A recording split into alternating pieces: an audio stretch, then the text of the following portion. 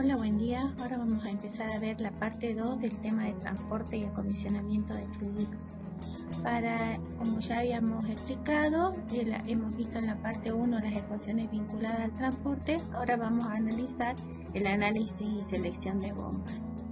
Como recordatorio de lo que ya habíamos visto, hemos visto cuáles son los fundamentos básicos del flujo de fluidos, hemos hablado sobre la ecuación de Bernoulli, hemos estimado las pérdidas por fricción a través de las gráficas de Murphy o también a través de relaciones, y hemos visto el estudio de las instalaciones para el transporte de fluidos. Les habíamos dejado también una planilla, CAIS 2020, donde tenían algunos cálculos básicos que pueden utilizar para esta segunda etapa de la unidad 2. Lo que vamos a ver ahora entonces es el transporte y acondicionamiento de fluidos. Vamos a ver el análisis y la selección de bombas. Vamos a ver las características de las bombas, las condiciones operativas para evitar el problema de cavitación, que va a ser el máximo problema que tienen las bombas centrífugas. Vamos a ver los criterios simplificados de diseño y las especificaciones y usos de catálogos. Una bomba centrífuga se representa esquemáticamente a través de este círculo que tiene una entrada por el ojo de la bomba, por el centro, y una salida radial. Ese es el esquema, pero estas son las fotos verdaderas de las bombas. Por ejemplo, acá ustedes pueden ver el cuerpo de la bomba, el ojo, el punto de entrada del fluido, la descarga tangencial, y lo que están viendo atrás es el motor que acciona esta bomba. Acá tienen otros modelos de mayor tamaño, acá tienen bombas conectadas a los equipos, acá tienen una serie de bombas conectadas a una cañería, y acá tienen la bomba con la curva característica que la representa. También pueden encontrar bombas como esta, que son bombas sumergibles, donde la bomba, el cuerpo de la bomba va a estar dentro del fluido donde quieren hacer la extracción. Las bombas entonces son aparatos destinados a extraer, elevar e impulsar un fluido en una dirección determinada. Convierte la energía entregada por un elemento mecánico en energía del fluido, cinética, potencial o de presión. Las bombas pueden ser de desplazamiento positivo o rotodinámicas. Dentro de las de desplazamiento positivo tienen las reciprocantes, las rotatorias, y dentro de las rotodinámicas, las centrífugas, las periféricas o las especiales. En el caso de esta materia vamos a analizar específicamente las bombas rotodinámicas centrífugas de flujo radial, mixto o axial. Una bomba, ¿cómo funciona la bomba centrífuga? Cuenta con un elemento móvil, que es este que tenemos acá, que se denomina impulsor, ¿sí? Donde un cierto número de álabes, cada uno de este que está esquematizado acá tendría 3 álabes, dirigen el movimiento de las partículas del líquido dentro de la carcasa de la bomba, ¿sí? El impulsor gira, accionado por un motor, y transforma, hace girar el fluido que está dentro de la carcasa, confiriéndole una energía, una fuerza centrífuga que incrementa su energía cinética, la cual se transforma parcialmente en energía potencial en la carcasa de la bomba. Para la conversión de la velocidad que se imprime dentro de la carcasa al fluido en presión, se emplean difusores, que pueden ser, como en este caso, el difusor que ustedes observan acá, o si no, la voluta de la bomba, ¿sí? Dependiendo del diseño de la bomba. Cuando se emplea un difusor, este consta de varios canales, estos son los canales que ustedes ven acá, ¿sí? De sección variable, que rodean al impulsor, fabricados en una sola pieza. En este esquema se puede observar un poco mejor cómo circula el fluido. Está entrando el fluido por la cañería de aspiración, ¿sí? O de succión, entra por el ojo de la bomba.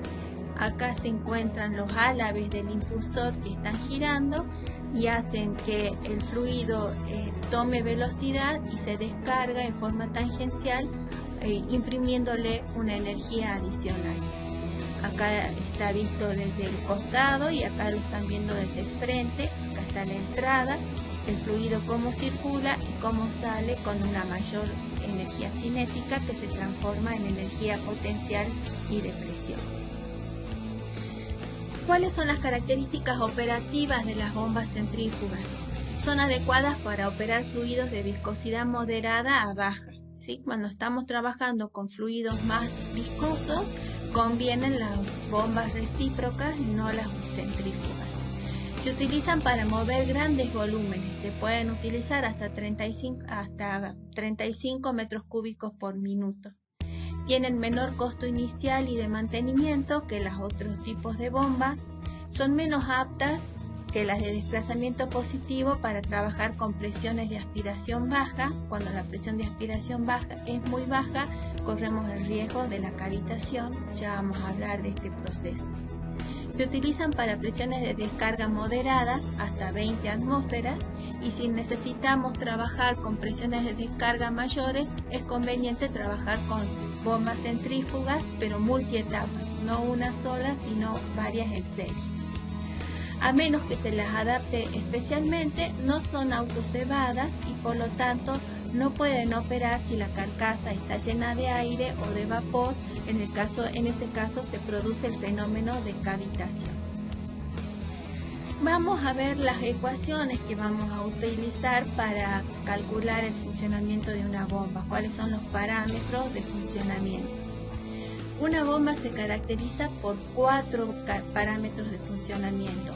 El primero es la altura que desarrolla, ¿sí? Es HP o delta de HP, es una característica de las bombas y el dato que proporciona el fabricante. El fabricante nos dice cuánto es la altura que desarrolla la bomba. Si ustedes se fijan, es la diferencia de presión entre la descarga menos la succión y está dividida sobre la densidad del fluido y G. Por lo tanto, el delta de H a la altura desarrollada por la bomba está medida en metros de columna de agua o del fluido que estemos haciendo circular. El fabricante nos va a dar los datos como si el fluido fuera agua a 25 grados, ¿sí? Siempre está calculado para agua a 25 grados. Si nosotros estamos trabajando en otra situación diferente, tenemos que corregir la altura desarrollada propuesta por el fabricante según el fluido y según la temperatura a la que esté circulando el fluido dentro de esa bomba. El otro parámetro que nos da el fabricante es la eficiencia de la bomba.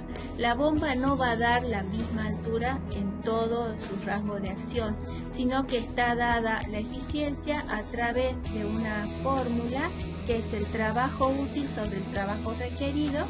La eficiencia depende del diseño de la bomba y principalmente del tamaño y la velocidad del impulsor y de las condiciones de operación. La altura desarrollada por la bomba se puede relacionar con el tamaño y la velocidad del impulsor a través de esta ecuación. Fíjense que tenemos la altura desarrollada es igual a la eficiencia de la bomba por el número de revoluciones por minuto al cuadrado por el radio del impulsor al cuadrado sobre G. Y la eficiencia de la bomba es la altura desarrollada por la bomba por el caudal que circula por ella, por la densidad del fluido que circula, por G sobre el trabajo requerido. El otro parámetro que es muy importante que nos da el fabricante es el AMPA o NPSH. AMPA es altura neta positiva de aspiración y en inglés Net Positive Suction Head. Esto está vinculado con el fenómeno de cavitación que ocurre dentro de la bomba si es que la presión de succión no es lo suficientemente alta. En algunos casos, cuando la presión de succión es muy baja, se produce la generación de vacío o de vaporización del fluido que está dentro de la bomba. Estas pequeñas gotas de vapor o de gas que se generan dentro de la bomba actúan como piedras sobre los álabes, ¿sí? constituyendo un momento y una situación de desestabilización mecánica de la bomba. Esto hace vibrar la bomba, puede romper totalmente los álabes como si estuvieran golpeándose con piedras.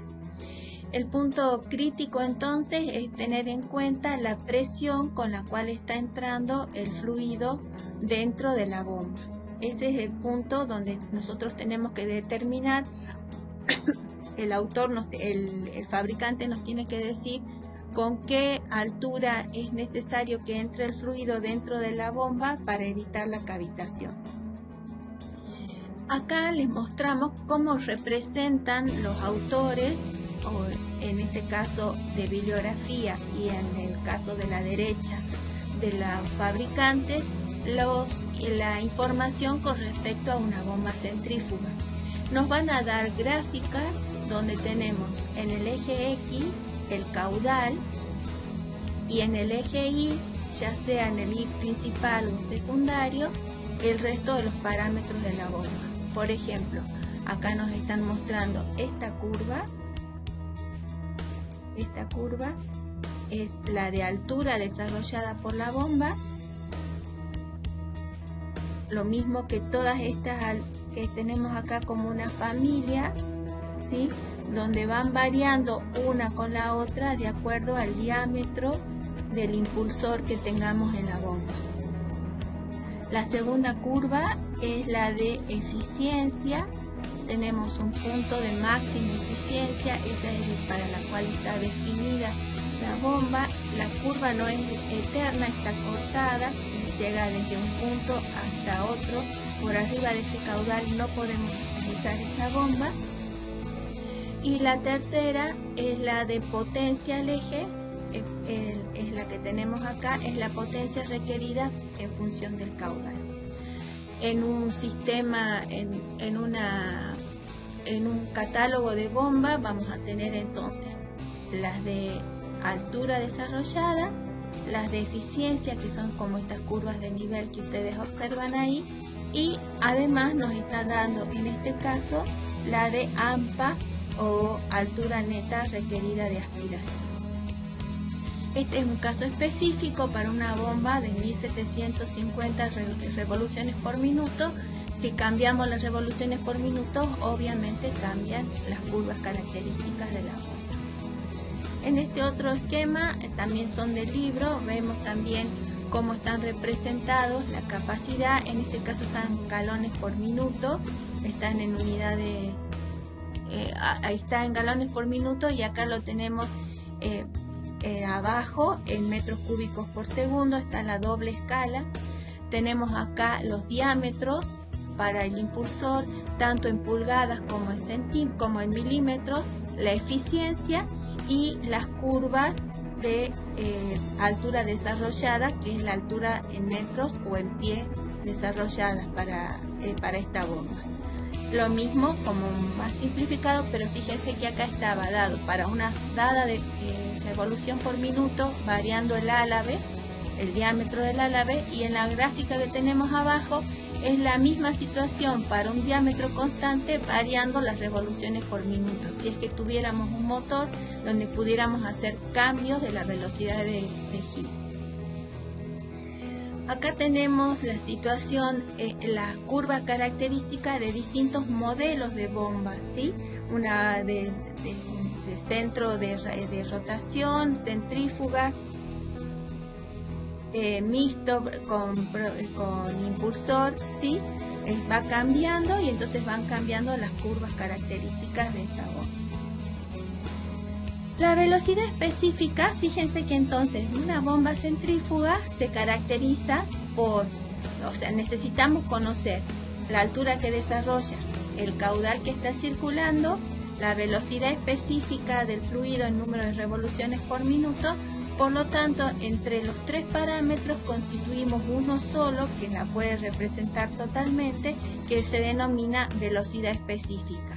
La velocidad específica es la relación que existe entonces entre el número de revoluciones por minuto, el caudal elevado a la 1/2 y la altura desarrollada elevada a la 3/4. Conociendo la velocidad específica de una bomba, puedo compararla con otra en iguales situaciones, ¿sí? Para saber cuál es la más conveniente para el servicio que tengo que prestar en un sistema. Veamos cómo se constituye un sistema de bombeo. Estos dos que nosotros estamos presentando en estos esquemas son simplificados. Estaría faltando todo el sistema de bypass para cuando tengo que desconectar la bomba para que entre en servicio de mantenimiento y tengo que seguir haciendo circular el fluido entre el tanque 1 y el tanque 2. Bueno, al tanque 1 lo vamos a llamar tanque de succión, ¿sí? Y al tanque 2, el tanque de descarga. La cañería que va desde el tanque 1 hasta el ojo de la bomba se llama tramo de succión. En este caso tendríamos un tramo recto y dos válvulas y un codo en el tramo de succión. En el tramo de descarga tenemos un tramo recto, dos válvulas y un codo también en el tramo de descarga. Estamos considerando el espejo de agua del tanque 1 como el que nos va a medir como el Z1 y la presión 1, la altura 1 y el Z1 y la presión 1, y en el tanque 2 la presión 2 sobre el espejo de agua y también la altura 2 sobre el espejo de agua. Nuestro eje de referencia va a ser el ojo de la bomba, por eso la altura se está midiendo entre el ojo y P1 y entre el ojo y la altura Z2, ¿sí?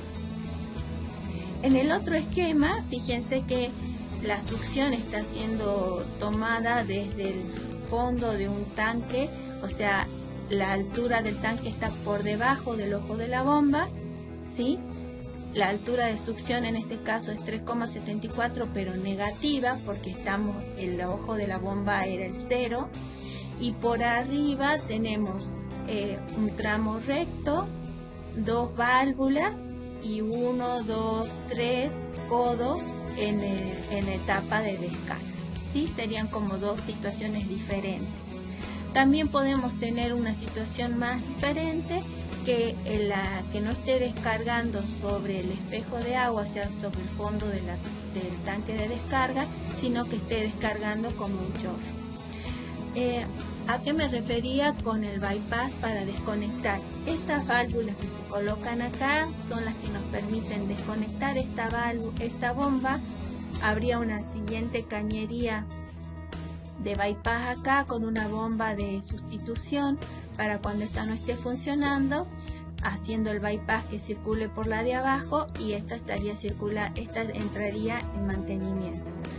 Si ustedes también observan la esquematización, esta válvula es diferente que esta válvula B4 en este caso o que la válvula B3 en este caso.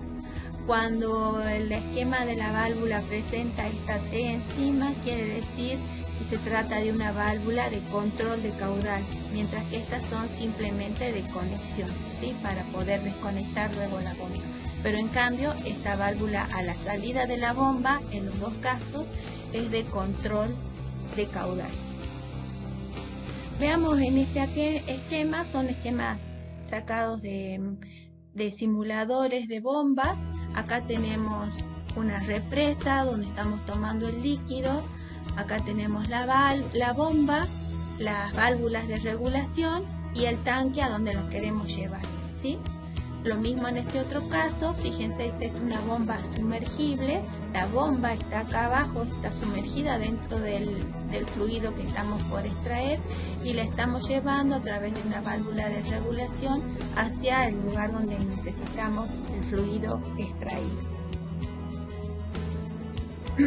Bueno, este era el tercer caso que les mostraba. Teníamos acá estaba descargando en el fondo del tanque de succión de descarga, y en este otro caso está descargando como un chorro. Esquemas que pusimos acá son simplemente para que nos pongamos de acuerdo con los nombres de cada una de las partes del sistema de bombeo, ya que de acuerdo a cada libro que ustedes lean van a encontrar diferentes nombres. Nosotros acá vamos a adoptar como 1 la altura de succión.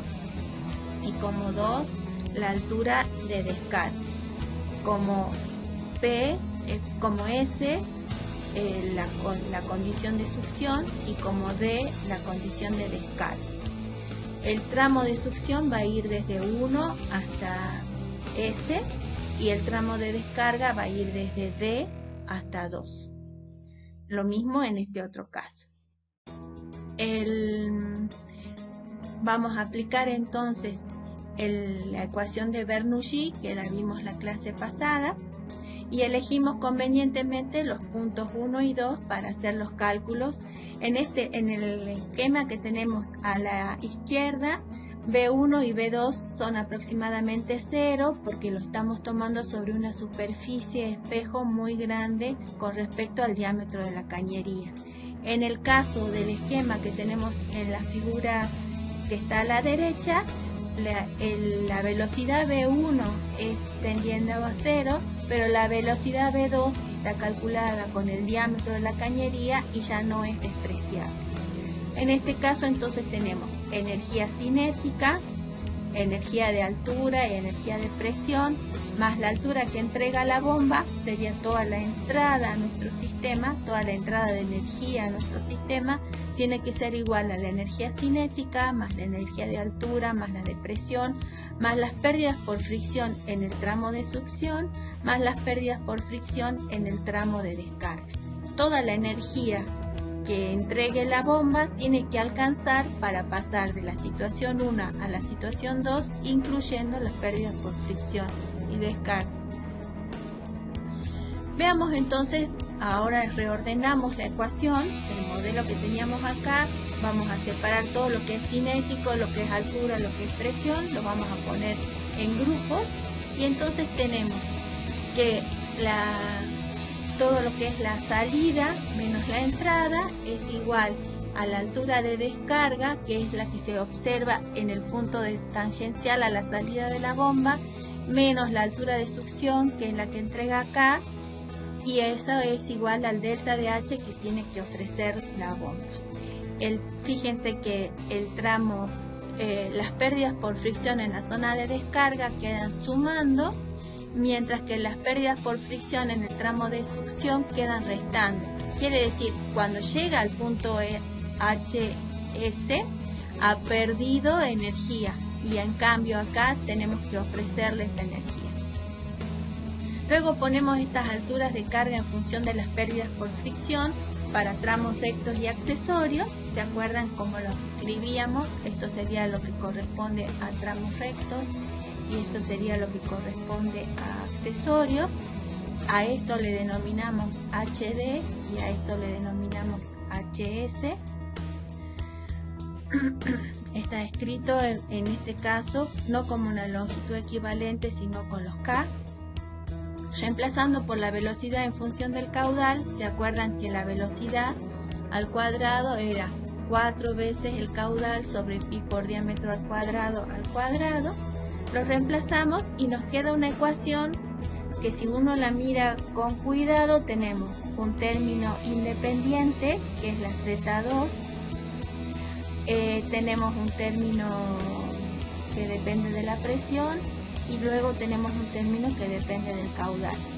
Lo hacemos para el tramo de descarga y para el tramo de succión, y nos queda que el delta de H total de una bomba está constituido por la diferencia de alturas entre los dos tanques, la diferencia de presión entre los dos tanques y una constante que multiplica el caudal al cuadrado, donde en esta constante CD y CS están incluidos las pérdidas por fricción en los tramos rectos y en los tramos, en los accesorios de cada uno de ellos.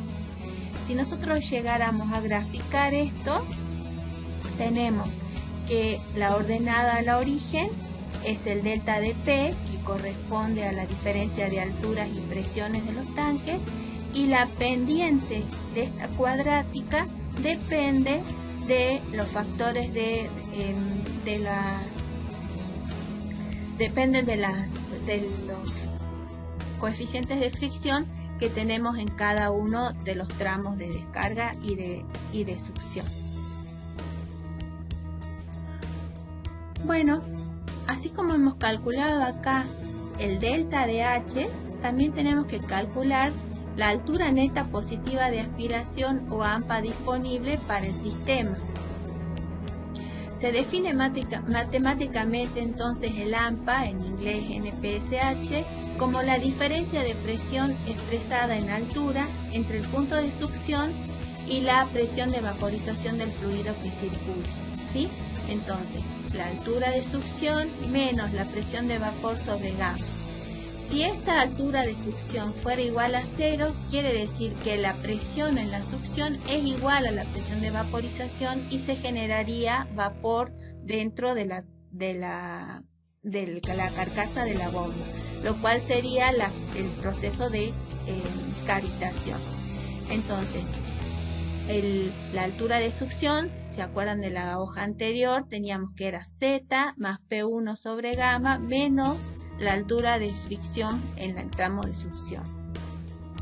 Si lo reordenamos, entonces nos queda Z más la presión 1, este término, menos la PB sobre gamma, menos las alturas de fricción de succión. Cuando si el AMPA fuera 0, entonces esa es la condición de saturación, de cavitación, y el fabricante nos va a pedir que nos alejemos en una cierta cantidad de metros del punto de cavitación para asegurar la condición mecánica de la bomba. Por ejemplo, nos puede exigir el fabricante que por el diseño de esta bomba necesitamos estar alejados del punto de cavitación en 4 metros del punto de cavitación. Cuando nosotros graficamos esta ecuación, acuérdense que en el H de fricción de saturación, de succión, teníamos el caudal al cuadrado, ¿sí? Pero van restando, por eso la curva de AMPA disponible es negativa, es una cuadrática pero negativa. Y lo que tenemos en la ordenada al origen es Z1 más P1 menos PB sobre gamma. P1 es la presión del tanque de succión y PB es la presión de vaporización del fluido que está circulando. ¿Qué hacemos entre AMPA requerido y AMPA disponible? Recién habíamos visto, antes de que veamos esto, que un sistema de cañerías requiere una cierta cantidad de energía para circular. Eso es lo que la bomba tiene que entregar un delta de H que le permita al fluido pasar de la situación del tanque de succión hacia el tanque de descarga, pero también tiene que absorber la fricción dentro del sistema de cañerías. Cuando la contraparte que nos pide la bomba para ofrecernos este servicio es el AMPA. El AMPA es la distancia entonces al punto de cavitación.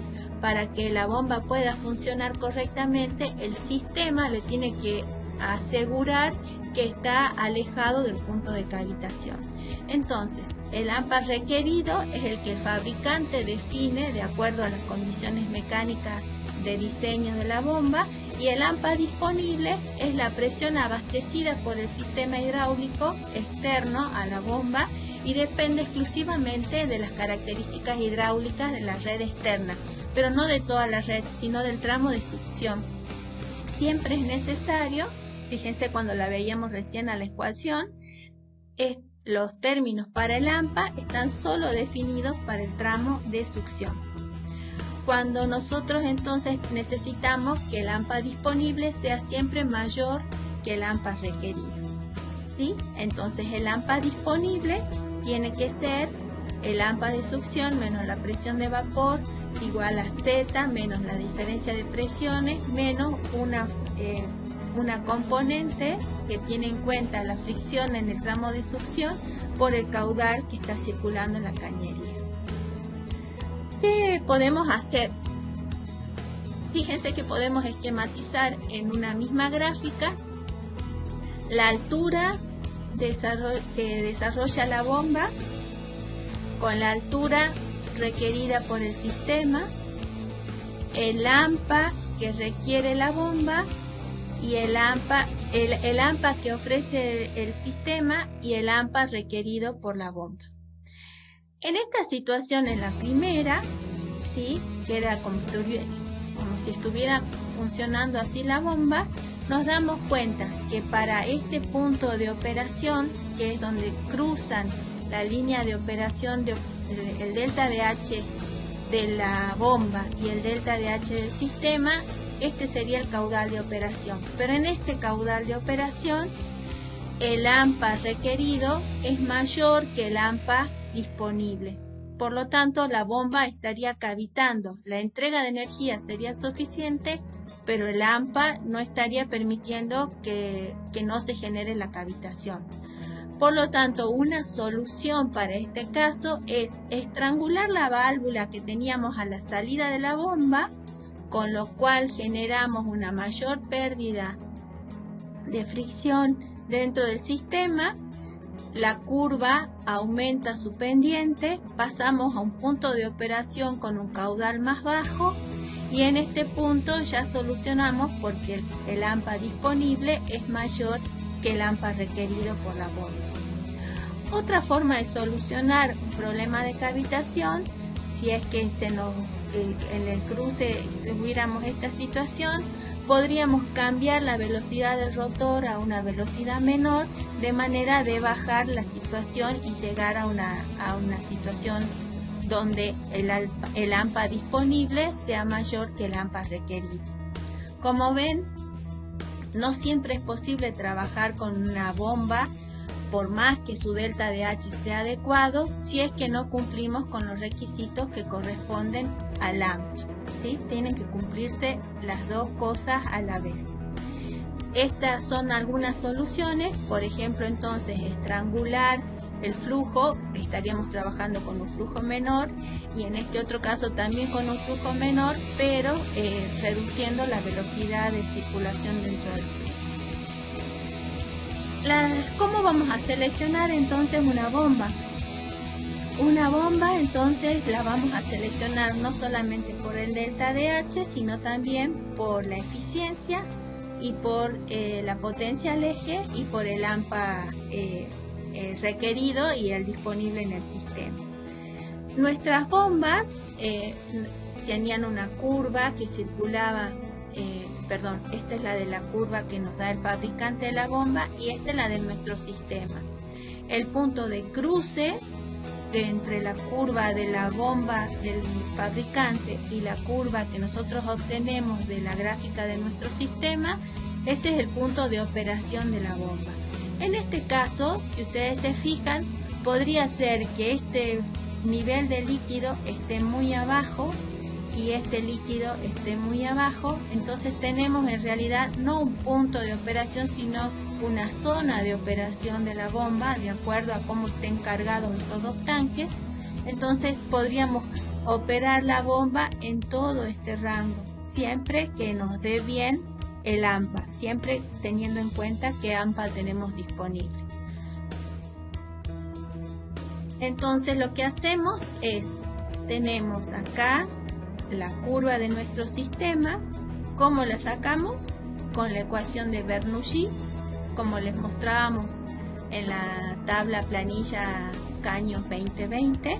Ustedes pueden ir variando el caudal y con eso, con los parámetros del sistema, calculan el delta de H del sistema, que sería la curva amarilla que está acá. Luego tienen el fabricante que les da distintos rotores, en este caso para una misma bomba. Pueden transformar esta información en una planilla de cálculo, la ponen toda junta y ustedes podrían decir que la bomba naranja con el rotor, supongan que sea el de 2052, opera con este caudal. La bomba azul opera con este caudal y la bomba violeta opera con este caudal, ¿sí? Esto lo calculan con los datos del sistema y esta es la información que les da el fabricante.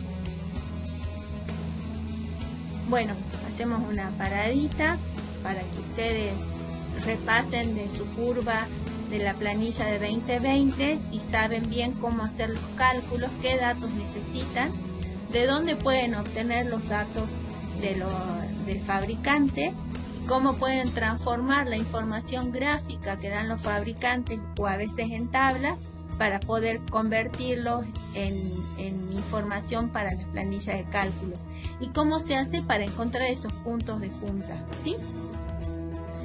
A continuación les mostramos los simuladores comerciales. En general nosotros trabajamos sobre todo con Grundfos, porque nos resulta muy cómodo y porque varias veces ha venido gente de Grundfos a darnos las clases sobre este tema para mostrarnos sus aplicaciones. Apenas podamos levantar la cuarentena, vamos a ver de invitar a Marcos Gaufín, que es un exalumno y que está encargado de bombas Grundfos acá en Salta, para que les pueda venir a explicar cada uno de ellos. Bueno, cuando ustedes entran en Grundfos, les van mostrando cómo se esquematiza. Tienen la bomba, tienen la válvula para controlar el caudal de salida. Esta sería una forma para resolver el problema de cavitación, ¿sí? Regulando el caudal. La otra es regulando la velocidad del motor. Esta es la forma en que se esquematiza la regulación de la velocidad del motor. Y la tercera sería cambiando el diámetro del impulsor, que puede ser pasando, fíjense que acá les están mostrando el diámetro original y acá lo están reduciendo a un diámetro menor. Acá les están mostrando cuando cambian el caudal cómo se genera una nueva pérdida. Esta está la bomba estrangulada, esto estaría aumentando la fricción en el tramo de succión, por eso la curva del sistema se transforma en esta otra curva del sistema y esta es la nueva situación de operación de la válvula, de la bomba. Acá sería regulando la velocidad, lo que les explicaba teóricamente, o sea, cambiamos el número de revoluciones por minuto y de acuerdo al número de revoluciones por minuto, si uno graficara acá la curva del sistema, operaría en distintos caudales.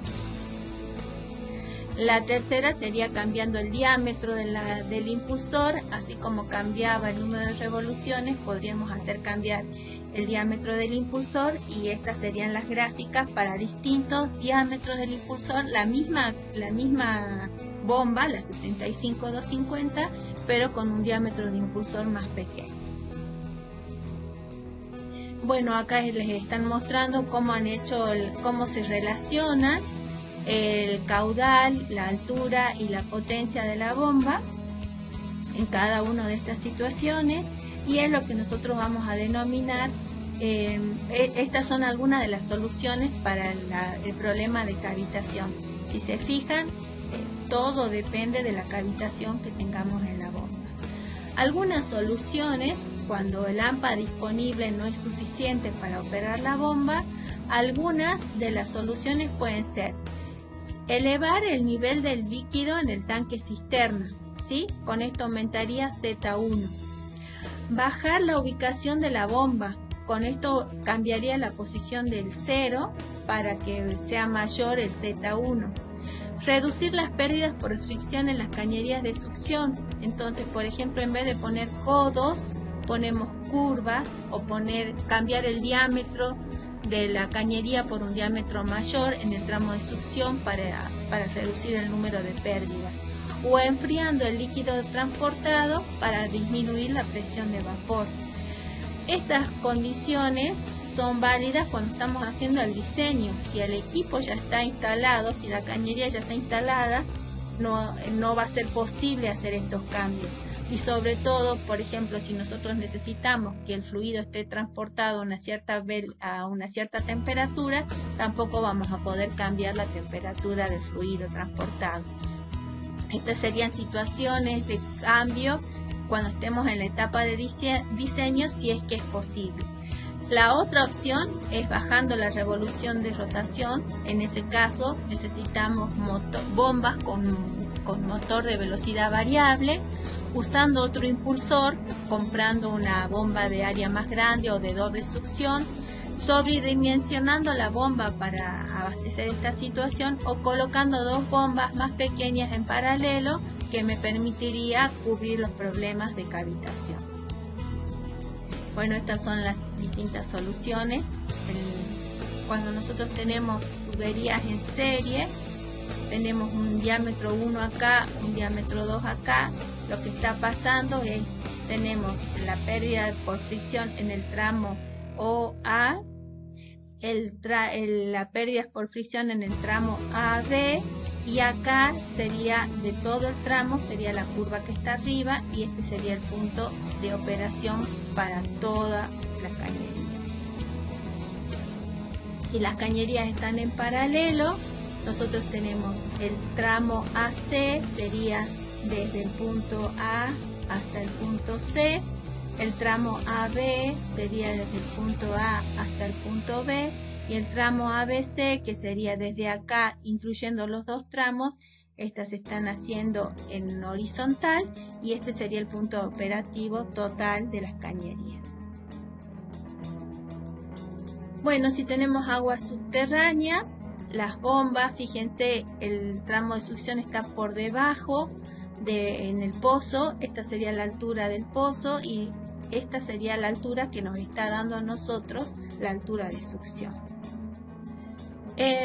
Las bombas pueden estar conectadas en serie o bombas en paralelo.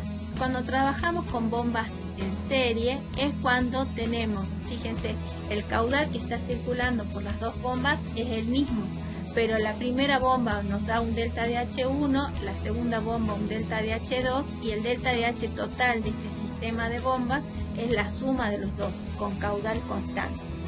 En cambio, las bombas en paralelo, la caída de presión en cada una de las bombas es la misma, delta de H, porque siempre se mide desde el punto de inicio hacia el punto final y es el mismo por la vía de la bomba 1 que por la vía de la bomba 2.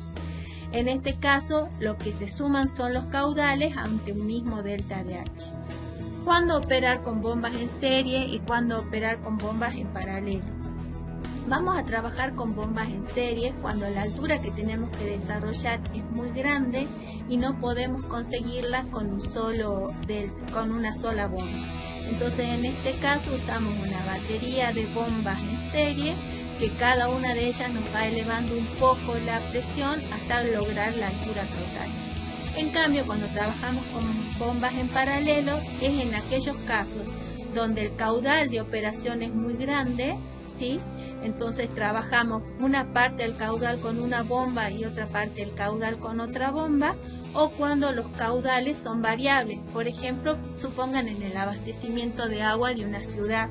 Nosotros tenemos horarios picos donde activamos la bomba 2 y en los horarios normales dejamos solo circulando en el caudal 1. Para poder comparar bombas, ¿se acuerdan que hablábamos de la velocidad específica de la bomba, donde incorporábamos todas las variables de definición de la bomba? Y también podemos compararlas a través de las leyes de afinidad. Por ejemplo, entre una bomba 1 y una bomba 2, la relación de caudales está dada a través de las velocidades N1 y N2, revoluciones por minuto en 1 y 2. La altura desarrollada por una bomba 1 con respecto a la 2 es proporcional al cuadrado de las revoluciones por minuto, y la presión desarrollada por la bomba P1 y la bomba P2, o la potencia consumida, es proporcional al número de revoluciones 1 a 2, pero al cubo. Todo esto para un diámetro constante. Si nosotros hacemos variar el diámetro, pero mantenemos la velocidad de rotación constante, la relación de caudales depende de la relación de diámetro, la relación de altura depende del cuadrado de la relación de diámetro y la condición de potencia consumida depende del diámetro al cubo, ¿sí? Esto para comparar dos bombas con la misma velocidad de rotación. Si ustedes entran, por ejemplo, en Hydra Software, pueden entrar en los tutoriales y aplicar las leyes de semejanza de datos, que esto sería más o menos lo que estábamos viendo recién. van poniendo las revoluciones de la velocidad de rotación, el diámetro del impulsor, le cambian alguno de las dos, ya sea la velocidad de rotación o el diámetro, y les calculan la nueva condición de la bomba, ¿sí? En este caso, fíjense, las curvas características se expresan para el agua. Si nosotros tenemos que, estas son de libro, no son de catálogo. Si ustedes tienen, esto está hecho solo, todo lo que están hechos en los catálogos, como les decía, está para agua. Si uno tiene que cambiar el fluido, tiene que cambiar entonces la viscosidad, sobre todo es la que más afecta, la densidad y la viscosidad. Acuérdense que cuando nosotros calculábamos los factores de fricción, aparecía el número de Reynolds, y en el número de Reynolds aparece Rho y Mu, y ahí necesitamos cambiarlo si es que no es agua el fluido que está circulando. Acá les mostramos otros modelos, estas son de grufos. Tenemos las curvas características para este modelo de bomba, tenemos la altura desarrollada, la eficiencia, tenemos la presión desarrollada y tenemos el NPSH para la bomba 1 y para la bomba 2. Y acá tenemos para otro modelo de bomba, donde además está incluido la curva del sistema que estábamos analizando para ver que en este punto tenemos la máxima eficiencia, y esta es la AMPA requerida y esta es el AMPA requerido. Bueno, en el práctico de esta parte, la parte 1, que va a ser buscar la información que necesitan para resolverlo, va a ser tomada como evaluación por tema. La aplicación de los conocimientos adquiridos entendidos de cañería, que sería lo primero que hemos visto en la parte 1. El trabajo con curvas características lo vamos a ver en la parte 2. Y el costo y disponibilidad de bombas en la región lo vamos a ver en la parte 3. Espero que haya quedado más o menos claro. Cualquier cosita me consulta. Como siempre, por favor llenen un mensajito a través de la Moodle indicando qué tema quedó muy claro en esta clase y cuáles no llegaron a comprender para repasarlos en la próxima clase. Muchas gracias.